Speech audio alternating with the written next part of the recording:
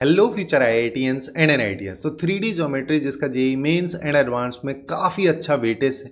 अगर आप लोगों को ये चैप्टर टफ लगता है, चीज़ें समझ में नहीं आती है, तो आप ये 10 मिनट मेरे को दे दो, इस वीडियो को कंप्लीट देख लो, आपका 3D को लेके पर्सपेक्टिव बदल जाएगा। So let's start.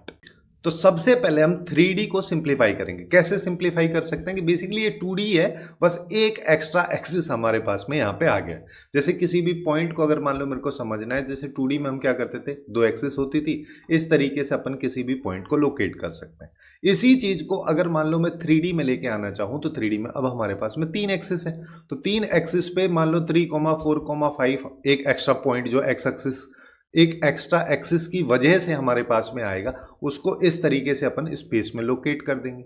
अब इसको देखो, हम एक्स एक्सिस की तरफ से आए, चाहो तो वाई एक्सिस की तरफ से भी आके देख सकते हो या जेड एक्सिस की तरफ से भी आके देख सकते हो। पॉइंट का लोकेशन वही रहेगा, बस यहाँ पे केवल पर्सपेक्टिव का फर्क है। अब इसके बाद आता है सबसे कंफ्यूजिंग पार्ट, जो कि है डायरेक्शन कोसाइन और डायरेक्शन रेशियो। इसको अपन 2D की हेल्प से देखो कैसे समझेंगे कि मान लो हमारे पास में एक लाइन है, y = x की ले लेते हैं, जिसका अपने को पता है कि 45 डिग्री एंगल बना रही होगी, है ना। अब इस लाइन पे मैं ओरिजिन से एक पॉइंट ढूंढना चाहता हूं, जो कि ओरिजिन से 1 यूनिट की डिस्टेंस पे है। अब हम क्या करेंगे, अगर 1 यूनिट की डिस्टेंस पे, तो इस तरीके से पाइथागोरस लगा के अपन सीधा सीधा उस पॉइंट का कोऑर्डिनेट निकाल सकते हैं। अब सिंस ये 1 यूनिट डिस्टेंस है, कोई जरूरी तो है नहीं कि फर्स्ट क्वाड्रेंट में ही हो, थर्ड क्वाड्रेंट में भी ये हो सकती है, और वहां पे ये वाले कोऑर्डिनेट हमारे पास में आ जाएंगे।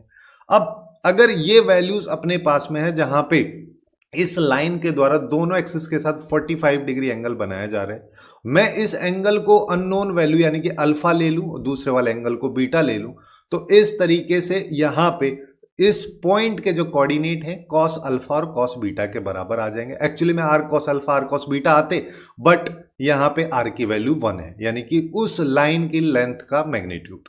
और सेम तरीके से नीचे भी कोऑर्डिनेट आएंगे, और दोनों के स्क्वायर का सम 1 के बराबर होगा, क्योंकि 1 यूनिट डिस्टेंस है। इसी कंसेप्ट को अपन 3D में लाते हैं डायरेक्शन कोसाइन समझने के लिए, कि मान लो हमारे पास में इस तरीके से लाइन दे रखी है, इस पॉइंट के कोऑर्डिनेट चाहिए, जिसके द्वारा एक्स एक्सिस, वाई एक्सिस और जेड एक्सिस के साथ तीनों एंगल बनाए जा रहे हैं। तो डायरेक्टली हम लिख सकते हैं कि cos alpha, cos beta, cos gamma एक पॉइंट होगा, जो कि ओरिजिन से इस लाइन पे 1 यूनिट की डिस्टेंस पे लाई करेगा, और तीनों को अगर माइनस में ले लोगे तो भी दूसरा पॉइंट होगा।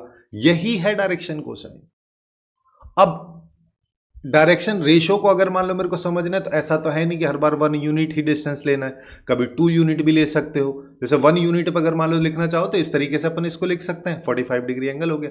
अब अगर मान लो मेरे को 2 unit, 3 unit, 4 unit, 5/2 unit, √3/2 unit, इतनी यूनिट पे बहुत सारे अलग अलग यूनिट पे अलग अलग पॉइंट्स अपने को चाहिए, तो हम सीधा सीधा यहां पे क्या करेंगे, उस यूनिट को कॉस के साथ में मल्टीप्लाई कर दो और पॉइंट के कोऑर्डिनेट आ जाते हैं। और ऐसे यहां पे इनफाइनाइट नंबर ऑफ पॉइंट्स हम यहां पे निकाल सकते हैं। बेसिकली यही है डायरेक्शन रेशियो। जैसे अगर मान लो मैं 3D में बात करूं, तो अलग अलग डिस्टेंसेस पे अपने को निकालने हैं, 1 पे, 2 पे, 3 पे, 4 पे, 5 पे, √3/2 पे, और 2/√3 पे, √5/2 पे, कहीं पे भी निकाल लो। उस सिचुएशन में सारी डिफरेंट डिफरेंट वैल्यूज को मैं एक आर वेरिएबल नाम दे देता हूं, जो कि डिस्टेंस को रिप्रेजेंट कर रहा है उस पॉइंट की ओरिजिन से। तो सारे के सारे coordinates R cos alpha, R cos beta और आर कॉस गामा हो जाएंगे। बेसिकली यही 3D में डायरेक्शन रेशियोज हैं, जो कि नंबर्स में इनफाइनाइट हो सकते हैं, क्योंकि किसी भी लाइन पे इनफाइनाइट नंबर ऑफ पॉइंट्स होते हैं। तो यही दोनों में रिलेशन भी हमारे पास में निकल के आ रहा है कि डायरेक्शन कोसाइन हालांकि यूनिक होते हैं नेचर में, या तो प्लस में ले सकते हो या माइनस में ले सकते हो for a particular line, but direction ratio उसी पर्टिकुलर लाइन के लिए नंबर ऑफ वैल्यूज जो वहां पे होंगी वो इनफाइनाइट हो सकती हैं। आर की वैल्यू या लैम्बडा की वैल्यू बदलते जाओ, अपने पास में डिफरेंट डिफरेंट डायरेक्शन रेशियोज आते चले जाएंगे। अब यहीं पे हम आगे चलते हैं थोड़ा सा, जहां पे इक्वेशन ऑफ लाइन के बारे में बात करेंगे कि वो कैसे आती है। जैसे 2D में अपने को किसी भी लाइन की अगर इक्वेशन चाहिए, तो मेरे को दो चीज चाहिए, पहला उस लाइन पे लाई करने वाला पॉइंट, दूसरा उस लाइन का स्लोप। फिर उसके बाद अपन कोई भी इक्वेशन और स्ट्रेट लाइन की 2D में उसको काफी आसानी से निकाल लेते हैं। अब इसी चीज को अगर मान लो 3D में समझना है, तो 3D में हम क्या बोलेंगे कि हमको केवल एक लाइन की इक्वेशन के लिए दो चीज चाहिए, पहला चाहिए पॉइंट, दूसरा चाहिए डायरेक्शन।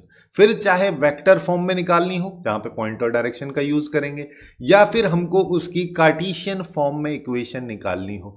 डायरेक्ट हम यहाँ पे पॉइंट और डायरेक्शन का ही यूज करके लाइन की इक्वेशन 3D में निकाल लेते हैं।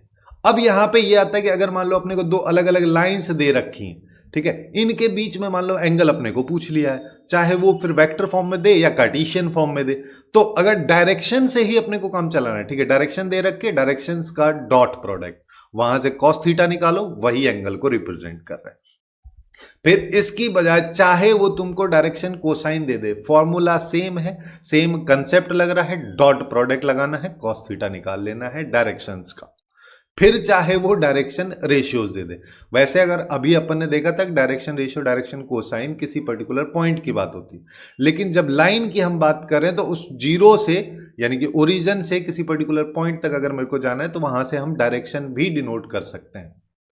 यानी कि जो डायरेक्शन कोसाइंस है वो यूनिट डायरेक्शन को रिप्रेजेंट कर देगा, और यहां पे जो डायरेक्शन रेशियोज हैं उस लाइन की सारी के सारी डायरेक्शंस जितनी भी पॉसिबल हैं सबको रिप्रेजेंट यहां पे कर देगा।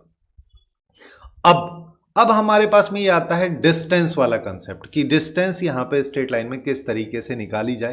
जैसे अगर मान लो सबसे पहली चीज की एक लाइन है, लाइन पे दो पॉइंट अपने पास में लाई कर रहे हैं, तो जैसे 2D में होता था x2 माइनस x1 को whole square plus y2 minus y1 को होल स्क्वायर पूरे पे रूट, 3D है, एक एक्स्ट्रा एक्सिस है, एक एक्स्ट्रा पॉइंट का और डिफरेंस का होल स्क्वायर ऐड कर देंगे।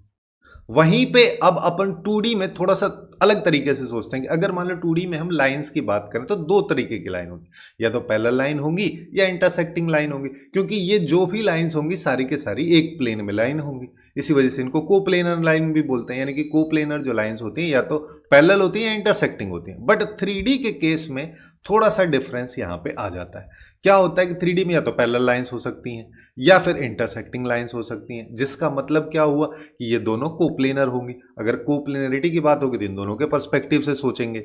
तीसरा अपने पास में आता है स्क्यू लाइंस। स्क्यू लाइंस यानी कि वो लाइंस जो ना तो पैरेलल है ना इंटरसेक्टिंग है, ये केवल 3D में बनाई जा सकती है, क्योंकि 2D में पॉसिबल ही नहीं है। 3D में इस तरीके से अपन दो लाइंस बना सकते हैं क्योंकि एक एक्स्ट्रा एक्सिस हमारे पास में आ जाती है।